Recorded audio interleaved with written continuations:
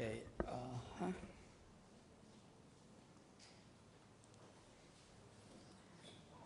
So we will continue with our study on the book of Revelation. We have been going through this for quite some time. Midway na ba? Hindi. Halos midway na ng book of Revelation. Kasi midway na rin ng taon eh. Diba? Pero ngayon, ang pag-uusapan natin yung midway ng tribulation. Sakto-sakto. So that's the title of our message today is actually, it's very simple. It's entitled, Silence and Prayers. So we will be seeing silence and prayers this morning. Now the book of Revelation should be studied in its whole context. Okay? It would be difficult to understand, especially kapag kukuha lang tayo ng isang chapter, pag-aaralan natin, mahirap. Kukuha tayo ng isa, tapos pipilitin natin intindihin, mahirap po yun. Mahirap. Because it's a continuous thing. Itong book of Revelation is something continuous. Lahat ng chapters ng book of Revelation ay interrelated. Interrelated lahat. Maaaring yung isang pangyayari, nangyayari sa isang chapter, pero tuloy-tuloy pa din na nangyayari yon sa susunod na chapter. Not every event ends at the chapter in Revelation. It can be continuous. Now, chapter 2 and 3, alam po natin, this is the message to the churches. Okay, natapos yung message sa churches sa chapter 2 and 3. And then sa chapter 4, rapture naman. And continues yan hanggang chapter 5, wherein in chapter 5, we see that Jesus Christ becomes the center. Jesus Christ as the Lamb becomes the center of the topic. It's Jesus Christ. And it was noted that si Jesus Christ lamang ang tanging person na pwede magbukas ng seals. Okay? Because this seal is a seal of judgment. Siya lamang at wala ng iba. So, pagkatapos ng 6 na seal, pagkatapos ng 6 na seal na binuksan, nakita natin nagkagulo na sa buong mundo. Akala ng mga tao, end of the world na. Akala ng mga, hindi, it's a future tense. Iisipin ng mga tao, end of the world na, napakahirap na eh. So yun ang isipin nila, end of the world, katapusan na ng mundo. Pero hindi nila alam, magsisimula pa lang ang Great Tribulation. Magsisimula pa lang. Dahil pagdating ng panahon na to, sa Revelation 8, nabuksan na yung first seal. Let's have a quick review. Ano ba nangyari na nabuksan ng first seal? Lumabas ang Antichrist. Okay? Lumabas ang Antichrist nung binuksan ng first seal. Nung binuksan ng second seal, ano ang nangyari? World War III. Ang mangyayari pala kasi future tense. First seal, maipapakilala ang Antichrist. Second seal, magkakaroon ng World War III. It's inevitable. Maggegera at maggegera yan. Bakit? Nakasulat sa Bible eh. Yan yung pagbukas ng second seal. Pagdating ng third seal, dahil sa dulot ng gera na World War III, magkakaroon ng massive na taggutom, famine. Famine all over the world. Pero, makikita natin na sinabi ng Bible, ang maapektuhan lang ng taggutom ay yung mga middle income at lower income. Okay? Oh, well, by the way, ang Philippines, upper middle income na. So, pag tayo umabot sa upper income, baka hindi na maapektuhan yung mga tao. Pero, that is in seal number 3. Famine, only the poor and the middle income are affected. And then will come the fourth seal. Grabe, global death sa fourth seal. At this time, it would be estimated that about more than 1 billion people would have already died. More than 1 billion people would have already died by the time the fourth seal is opened. It is not yet the end of the world. Sabi ng Bible, you ain't seen nothing yet. Wala pa kayo nakikita. Introduction pa lang yan. Chapter 7, dinaanan natin ito noong May 31, is primarily the servants of God. Pinag-usapan natin dati na dito sa mundo, magkakaroon ng seal sa forehead yung 144,000 servants of God. Tinignan natin sa map na they can actually be sa iba-ibang parte ng mundo kasi nga nagkaroon nga ng dispersion ng Israel and they are everywhere. We believe that wherever they are, they will be sealed with God in their forehead. And because of this, ang mission nila, mag-spread ng pag-ibig ng Panginoon, mag-spread ng salvation.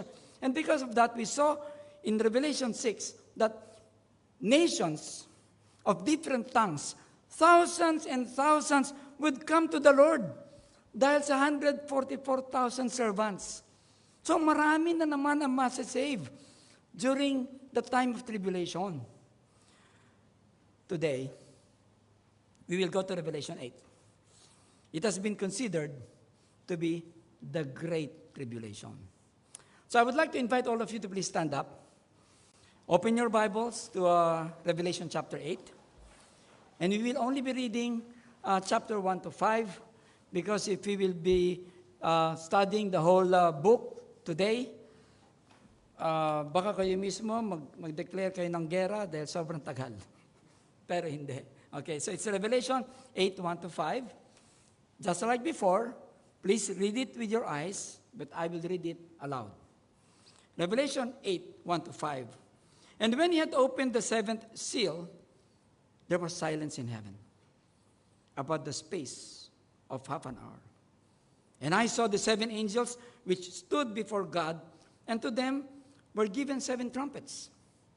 And another angel came and stood at the altar, having golden censer, and there was given unto him much incense, that he should offer it with prayers of all saints upon the golden altar, which was before the throne. And the smoke of the incense, which came with the prayers of the saints, ascended up before God out of the angel's hand. And the angel took the censer and filled it with fire of the altar and cast it into the earth. And there were voices and thunderings and lightnings and an earthquake. Let's pray. Almighty Father, we come to Thee in complete reverence. We come to Thee and we understand Thy attributes. Truly, Father, that Thou art mighty, powerful, omniscient, omnipotent, omnipresent. Truly, Father, that knoweth everything from the beginning till the end of time. You are, Lord, not bounded by time. Thank you, Lord Jesus Christ, for your sacrifice to us, that we can have fellowship with the Lord. Thank you, Lord Jesus Christ, for we can trust in you, that in you, Lord, we can get into the Father and have this everlasting fellowship. Thank you, Lord Jesus Christ, for Thy act. And Lord, thank you for Thy resurrection. And Holy Spirit, I thank you for you are within us. And I pray, Lord, that Thou would fill us with your Holy Spirit, that we may be able to grow in grace, that we may be able to get to know more and more about Christ, that it can be translated in our lives, that they will see the God in us. Oh, Holy Spirit, I pray that Thou would fill this place with Thy presence, that each and every one of us would learn and would eventually go home and have this God-filled living, Lord. Father, we ask for Thy guidance. We ask this in Jesus Christ's name. Amen. Okay, natapos na po natin yung anim na seal, di ba? Anim na seal, okay? So therefore, ano ba susunod sa sixth seal? Seventh, di ba? Parang mahirap yata sagutin yan, no?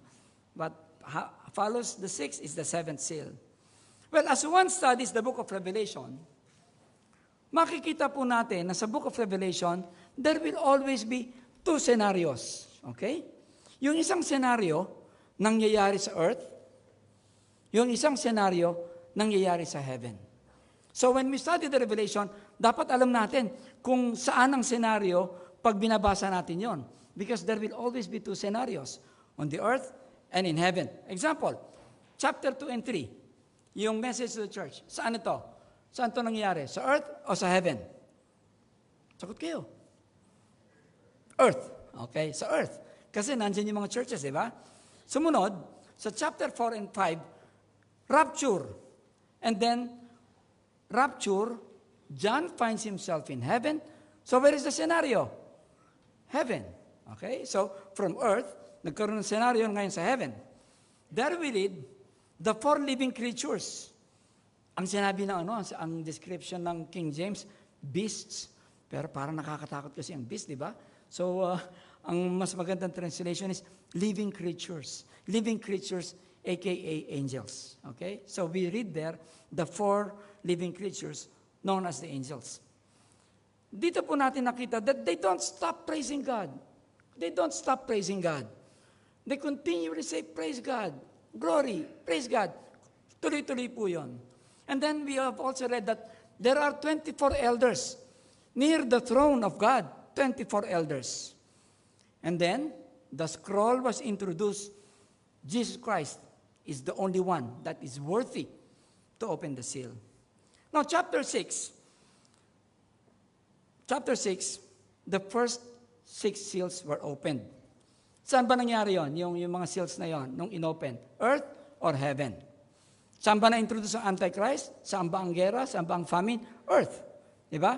So, chapter 6 is actually events happening on the earth. Now, simultaneously, yung sa heaven naman, habang naghihirap yung mga tao sa mundo, sa heaven naman, souls are being saved during the time of tribulation.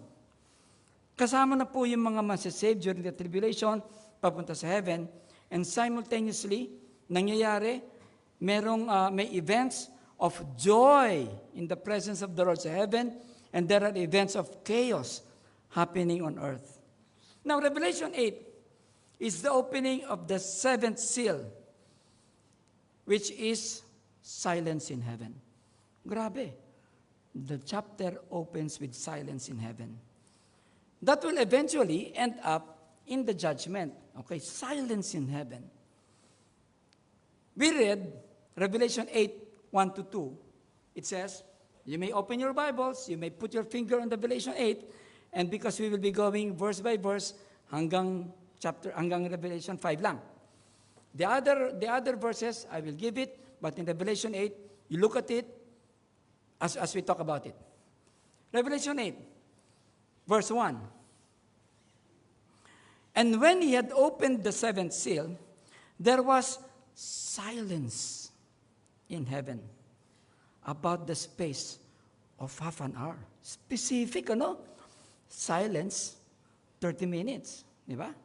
Now, all the merrymaking and singing, the praising in heaven, praise God! Nagsasaya mga tao, everything stops. Suddenly, heaven goes into total silence. Silence in heaven. Why is there silence in heaven? Because all the seals have already been opened, and this is silence of anticipation. Para bang, okay, nakita natin ang nangyayari sa earth. Ngayon tahimik lahat, anong susunod? Di ba? Para bang nanonood kayo ng Netflix, di ba? Biglang nag-brown out. Nag-brown out. Tahimik kayo, syempre, hindi nyo alam kung nasusunod, So, it is an anticipation. Siguro, marami sa inyo magagalit, pero wala kang magagawa, So, you just keep silent. So, therefore, this is now the silence of anticipation of what will happen next. Now, Bible scholars have 3 major views on interpreting, ano ba itong silence in heaven? Ano bang ibig sabihin nito? Ano ba talaga itong silence in heaven? Bible scholars, there are 3 different views, major views. One is the preterist or futurist interpretation. Sabi nitong mga Bible scholars ito, that 30 minutes is a literal 30 minutes. Siguro pag 10 minutes to 10, pag tumigil ako magsalita in 30 minutes, silence yun, tapos after ako tumahimik, sabihin ko, tapos na po ang silence in heaven. It can be a long period, it can be a short period, but they say that it is a literal 30 minutes. Now, some of the Bible scholars say it is actually a liturgical pause. Liturgical. Tinignan ko, ano ibig sabihin ng liturgical? Parang ritualistic. It is a ritualistic pause. Why? Because it is associated with an ancient temple service. Dahil doon po, titingnan natin mamaya, ang mga Jew nung araw, sa services nila, meron talagang katahimikan. Titingnan natin mamaya yon. And then some say that 30 minutes is actually a day and year principle. Okay? Day, year principle. What is this? Now, let us first look at the day, year principle. In 2 Peter 3 verse 8, you may not go there, but they can go there. 2 Peter 3:8, sabi dito, yun, okay.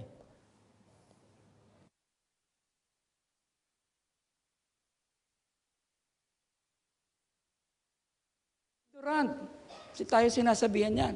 Huwag kayong ignorant of this one thing that one day is with the Lord as 1,000 years. One day is equal to 1,000 years. And 1,000 years as one day.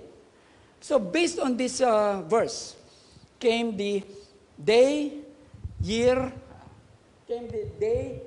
principle. Now, to our mathematicians, tulad ko. Pero ako, hindi.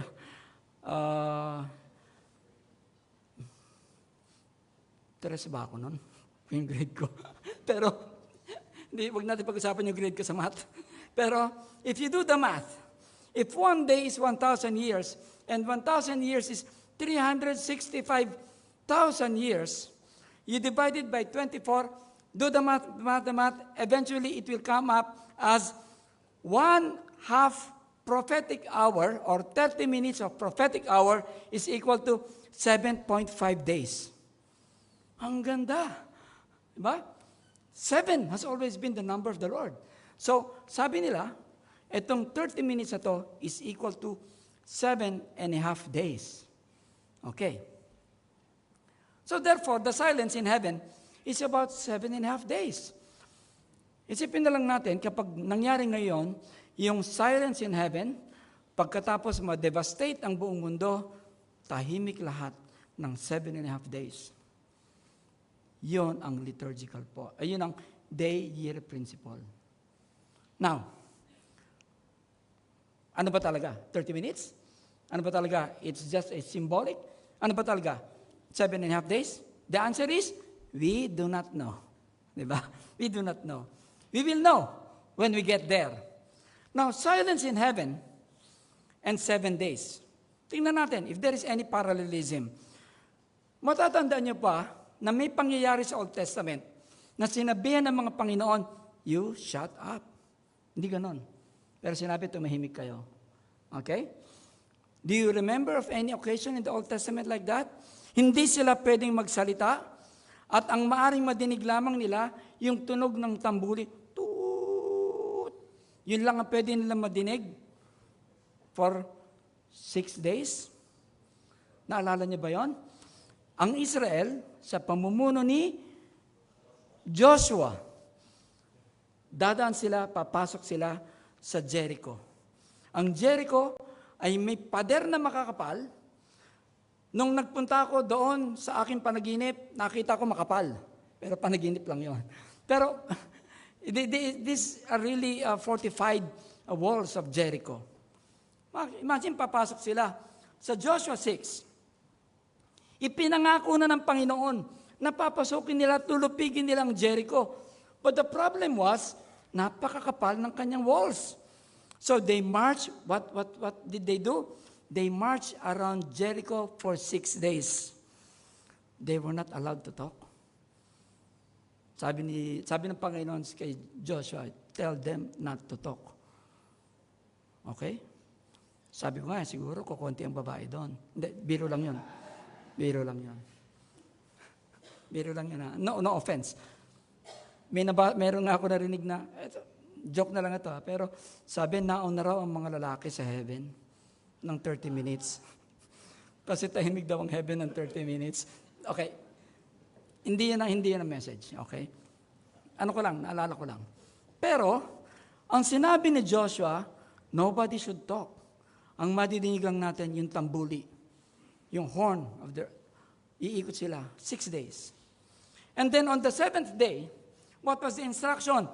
Go around it 6 times, still quiet, and on the 7th round, there will be loud blast of trumpets, tulad kanina, loud blast of trumpets from the priests with great shout from the people.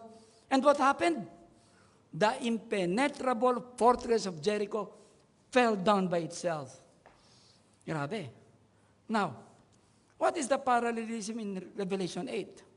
They did it for 7 days. There is silence in heaven for 7 days. What could be the parallelism?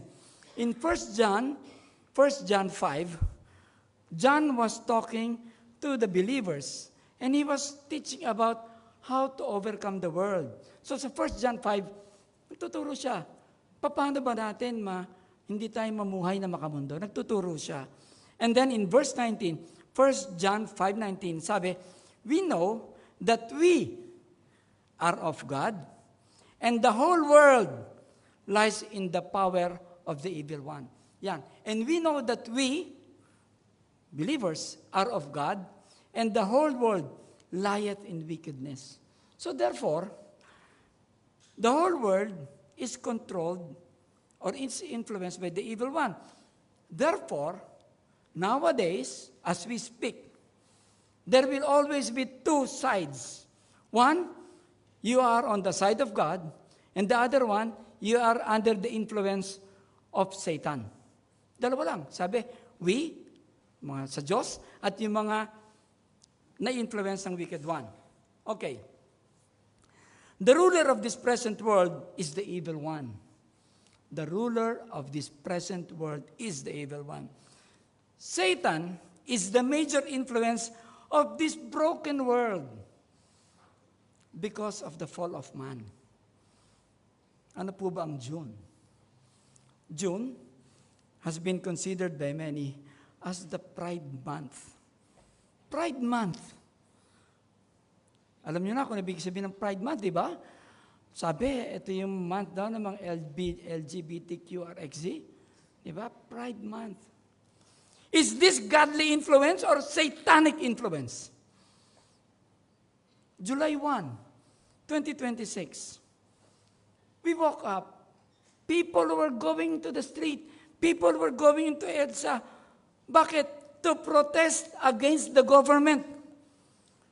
Tinuro ba yun ni Jesus Christ to protest against the government? Jesus Christ did not teach that. In fact, sa Bible, tinanong si Jesus Christ kung susunod ba sila sa gobyerno. Anong sagot niya? Sa Luke 20:25. And he said unto them, render therefore unto Caesar the things which be Caesar's, and unto God the things which be God. In other words, obey the government. Is this a satanic influence? I am not a politician. I do not intend to talk about politics and what side we're on. I do not want to include politics in messages, but brothers and sisters, this is a basic biblical principle. Whose influence is this? The Lord said in the letter of Paul to Timothy, 1 Timothy 6:6, sabi dito, but godliness with contentment is great gain. Godliness with contentment is great gain. Tanong, is there contentment and more godliness in this present world that we are living in? Meron ba? There is a never-ending desire. Never-ending desire for power and more power. There is a never-ending desire for influence and more influence. There is a never-ending desire for money and more money. Is this godly influence? Let us put it straight. These are satanic influence because Satan is the one influencing the world we are living in right now. Ang ating mundo ngayon ay pinangungunahan ng influence si Satan. What is the parallelism in Revelation 8? The parallelism is, after the silence, there is a time in the future after the rapture, during the tribulation, when Jesus Christ will crush the influence of Satan, which will be preceded by half an hour silence. Okay?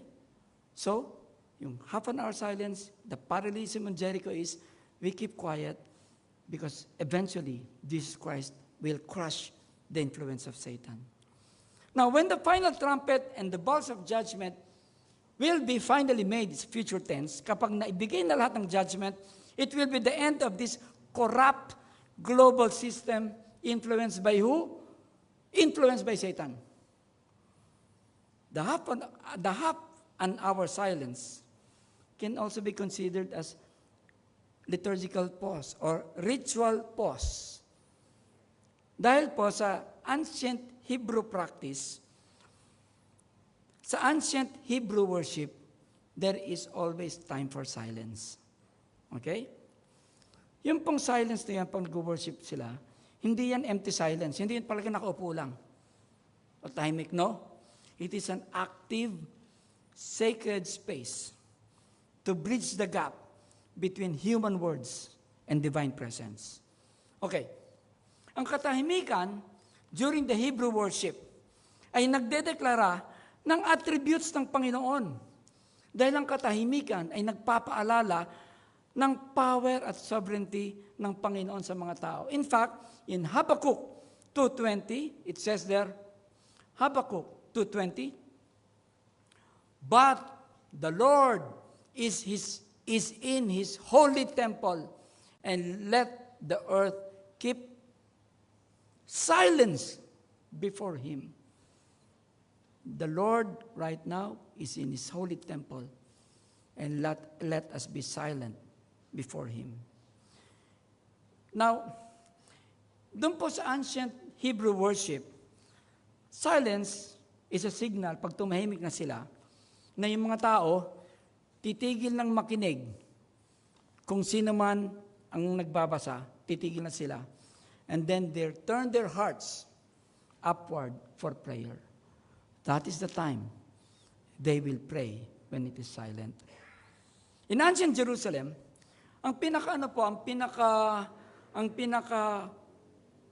solemn moment para sa mga Hebrew ay yung tinatawag na Yom Kippur. Yom Kippur. Yom Kippur is a day that they celebrate. Ito po yung most solemn. Ito yung panahon na yung high priest, papasok siya sa Holy of Holies upang mag-alay ng sakripisyo. Alam natin yon. Yung high priest pupunta mag-alay ng sakripisyo. Para saan? Para sa kapatawaran ng kasalanan ng tao. Ngayon, habang siya ay nasa loob ng Holy of Holies, lahat ng tao sa labas ng temple tahimik. Kahit yung mga priest na hindi naka-duty. Kasi may duty yun eh. They draw lots kung sino ang papasok. Kahit yung mga priest na hindi naka-duty, tahimik lahat sila. Dahil kapag nagkamali yung priest sa ginagawa niya, ang ibig sabihin, mamamatay siya right there and then at hindi napatawad ang kanilang kasalanan. Mabigat. So they have to be silent. They have to be in prayer that the Lord will accept their sacrifice. That is the moment of silence. After the service today, maybe tomorrow, tuloy-tuloy pa rin ang buhay natin. Hindi ho ba? Iba-iba po ang ating pinagkakabalahan. We have different challenges. If you're a student, if you're a worker, we all have our different challenges. Sa ating mga trabaho, sa ating mga kapaligiran, sa ating bahay. So many noisy concerns that affect our relationship with God. Tunay na napakaingay ng mundo. My question is, when was the last time you had a moment of pause in order to be with God? When was the last time you kept quiet and you just accepted the attributes of the Lord? Jesus Christ, bago siya nagpunta sa Jerusalem, at doon sa Jerusalem, alam niya na siya ay labis-labis na papahirapan. At alam niya ay siya ipapako sa Kristo. He spent liturgical pause. He spent silence in the Garden of Gethsemane. Siya ay tumahimik, nanalangin, at nakipag-usap sa Diyos. This is a liturgical pause. The Lord Jesus Christ is now seated at the right hand of the Father. Let every Christian be silent before Him. Let every Christian be silent before Jesus Christ. I am preaching to myself. I am preaching to myself. Pagbukas po ng aking mata sa umaga, marami kaagad akong concerns.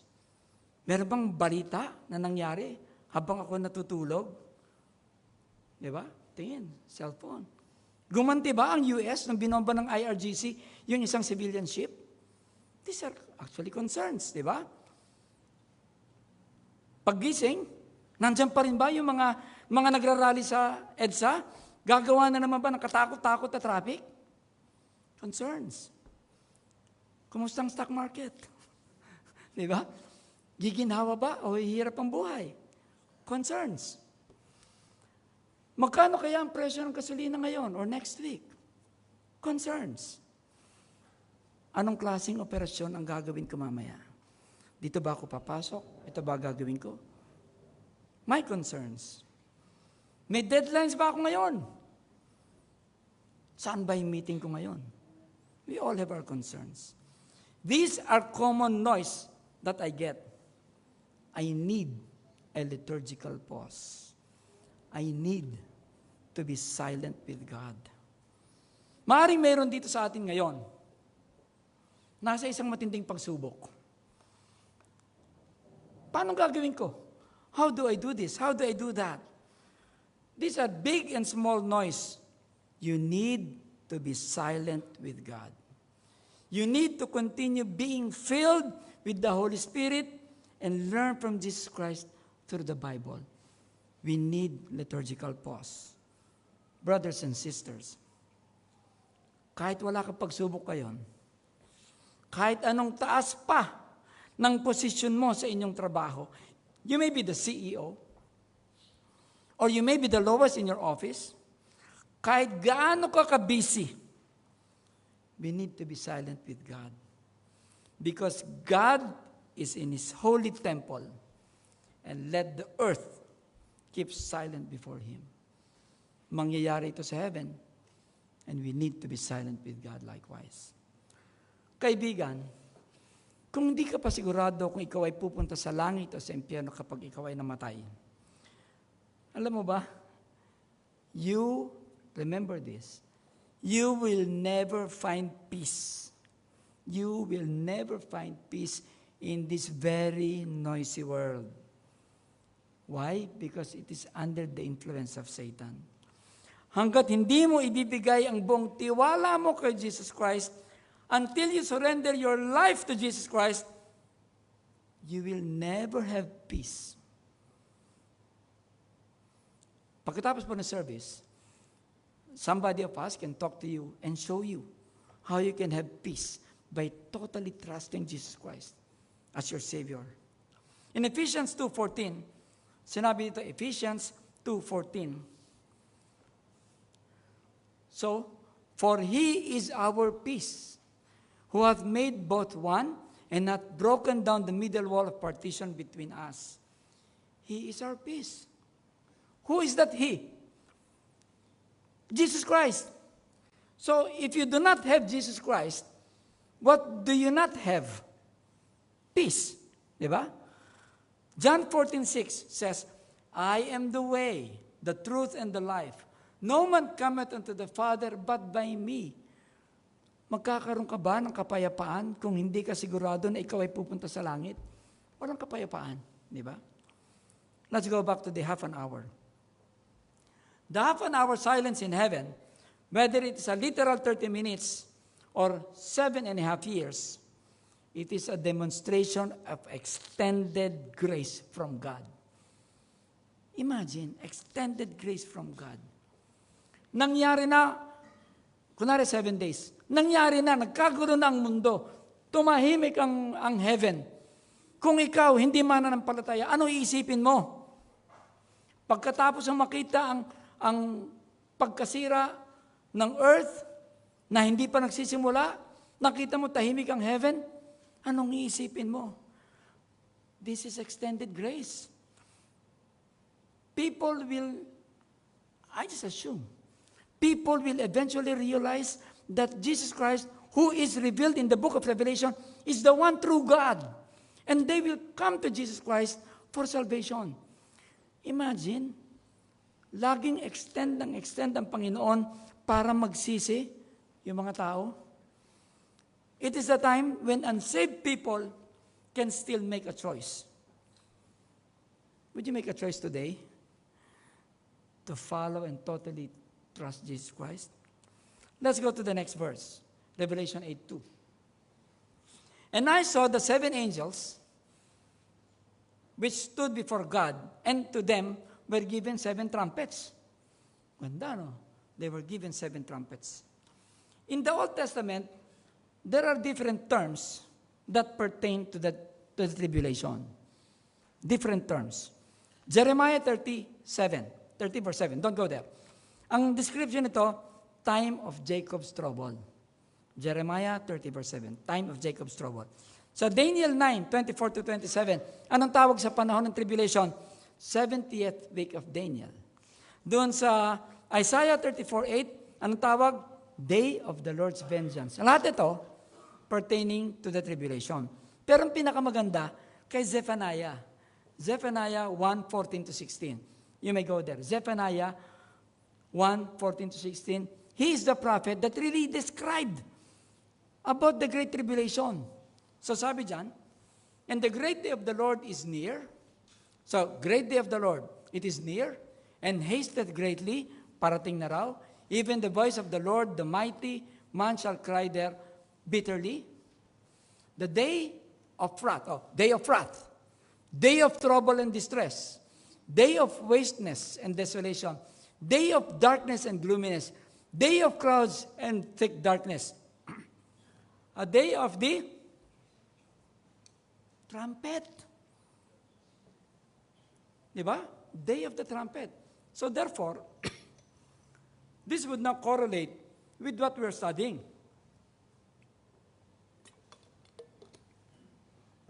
Okay? Day of trumpet. So in the time of tribulation, trumpets will be sounded. After this, magsasound na yung mga trumpet. Now, bakit ba may trumpet? Ano significance ng trumpet? The use of trumpet was actually instructed to Moses. Numbers 10:8 to 9. Numbers 10:8 to 9. Okay?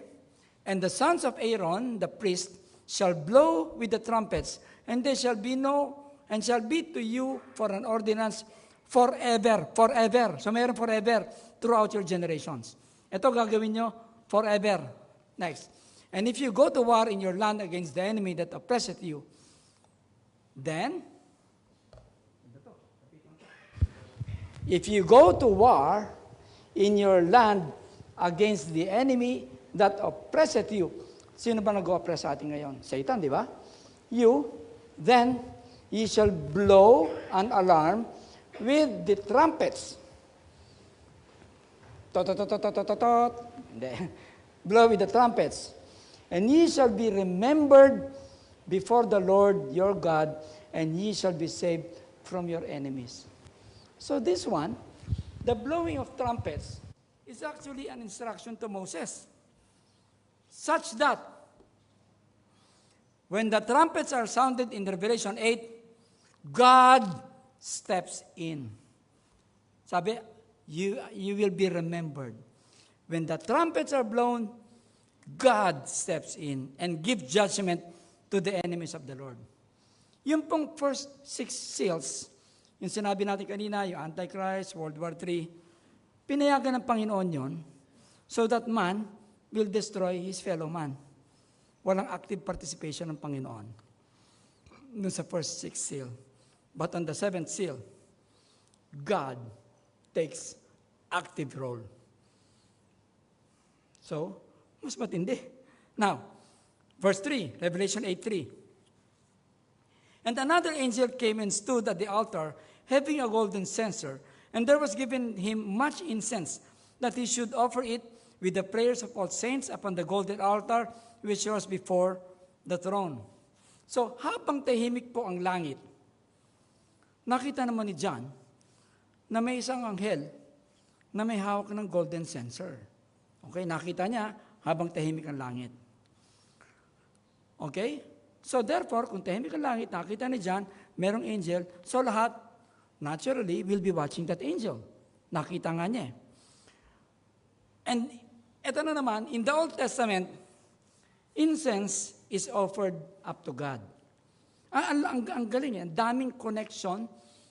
We can actually interpret Revelation by going into the Old Testament. Okay? Sabi dito, ang ancient Hebrew worship is, di ba alam natin, the priest would offer the sacrifice. Kukunin ng pare yung mainit na uling, sabi coal, ilalagay sa golden censer. Ilalagay sa golden censer. Dadalhin ng pare yung mainit na uling doon sa holy place. Ilalagay niya sa brass plate na nakalagay sa altar. Pag nakalagay na sa altar, lalagyan niya ng incense. At yung incense ay magdudulot ng smoke. Usok. Magbibigay ng usok at magbibigay ng napakabangong amoy. Okay? Yun ang kanilang practice sa ancient Jerusalem. This is symbolic. In the Old Testament, incense symbolizes prayer. Incense symbolizes prayer. Psalm 14:1-2. Ito sabi ni David sa Psalm 14:1-2. Sabi niya, "Let my prayer be set forth before thee as incense. Let my 14:1-2. Sabi, let my prayer be set forth thee as an incense, and the lifting up of my hands as the evening sacrifice." So, yung pong priest is offering the incense. At habang ino-offer ng priest yung incense, they were supposed to be in an attitude of meditation. Yung mga tao, tahimik at nagme-meditate. This was done in total silence. This is done after the sacrifice is done. Bakit? Mauna yung sacrifice bago yung incense. Kasi, kapag nauna yung sacrifice at pinatawad ng Panginoon, susunod yung incense, tatanggapin yung prayer, there can only be fellowship with the Lord, there can only be communication with the Lord if sins are forgiven. So, susunod yung incense. Now, in verse 4, "And the smoke of the incense which came with the prayers of the saints ascended up before God out of the angel's hand." Umakyat na. Yung usok went to God. Brothers and sisters,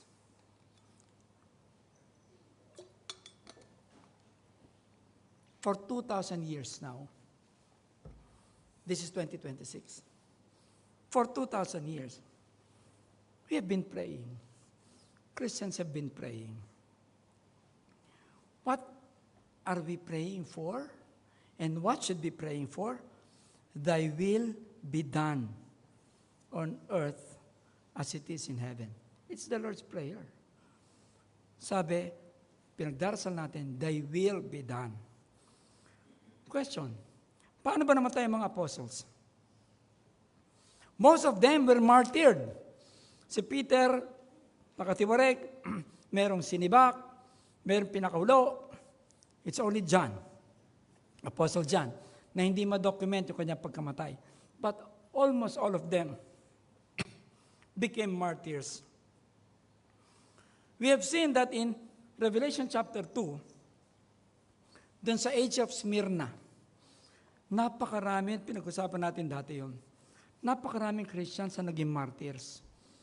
Pinugutan na ulo, binitay, sinibak.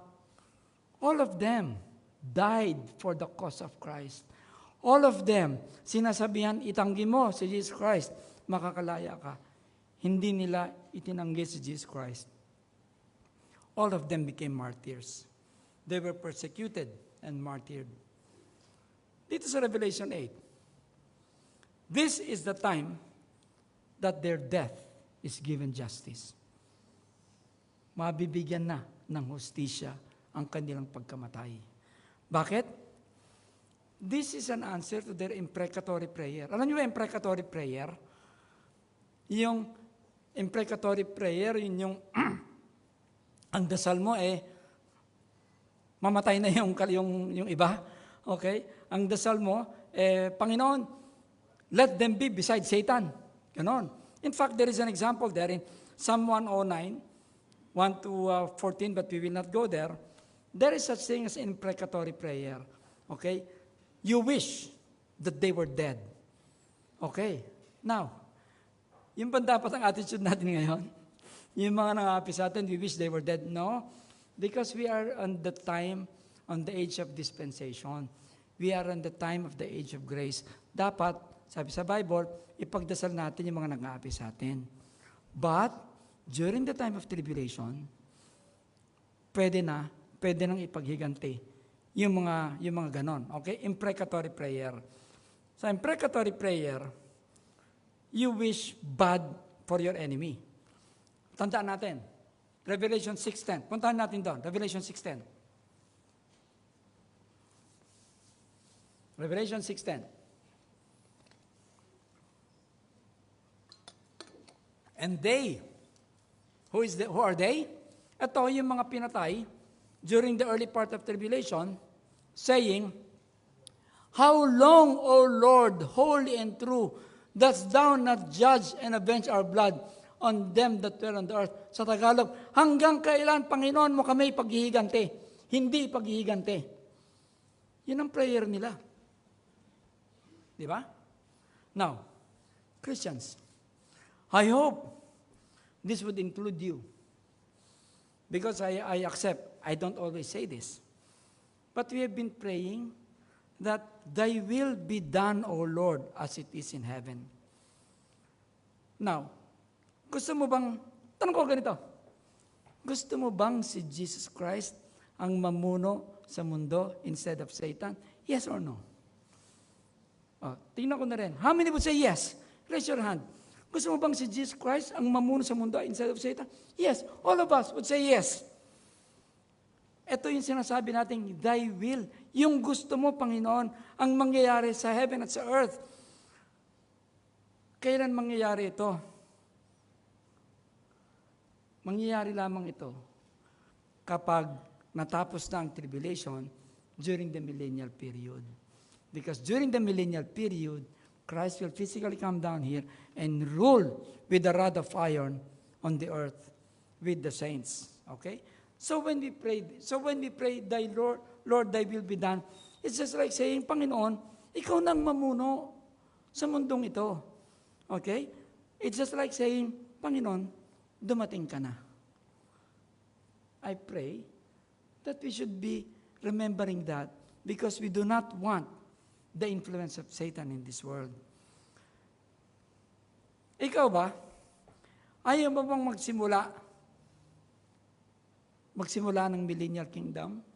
Wala nang away-away, napakaganda na, di ba? We want Jesus Christ to set up His throne here on earth.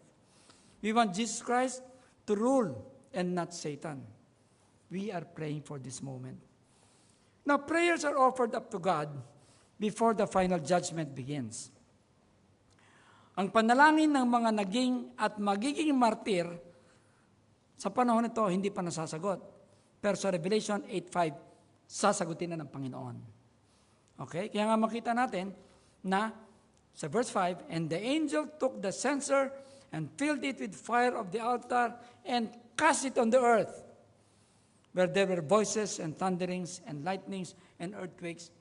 These are the prayers that are finally answered. Imprecatory prayers. In summary, brothers and sisters, in God's timeline, there is silence. We need, likewise, to have a time of silence with God on a regular basis. A time of prayerfully a time of a prayerful attitude to look at the attributes of God. All prayers, I was thinking, are all prayers answered? My answer is yes. All prayers are answered. Bakit? Yung napakahirap na imprecatory prayer ng mga martyrs, sinagot, yung prayer mo pa kayang simple lang. So all prayers will be answered. My friend, Jesus Christ has the control of our entire lives if you only trust Him. Mamili ka. Would you rather be with Him in heaven during this time in the future? Or would you rather be with the people being punished during the tribulation? It's your choice. Let's pray. Almighty Father, we thank you so much, Lord, for thy illuminating word. We thank you, Lord, for we know what will happen because you have already given us words to look forward to on what will happen. And most of all, Panginoon, we thank you for we have seen in your words that we need to trust on Jesus Christ on everything, even in the future, because we know, Father, that you do not make any mistakes, as our Lord Jesus Christ is our King in our hearts. Lord, we pray that the person who is not yet saved make a decision right now to follow Thee. And Lord, I pray that each and every Christian here right now would have a silent moment on a regular basis just to look unto you and look at your attributes, Lord. We ask all of this in Jesus Christ's name. Amen.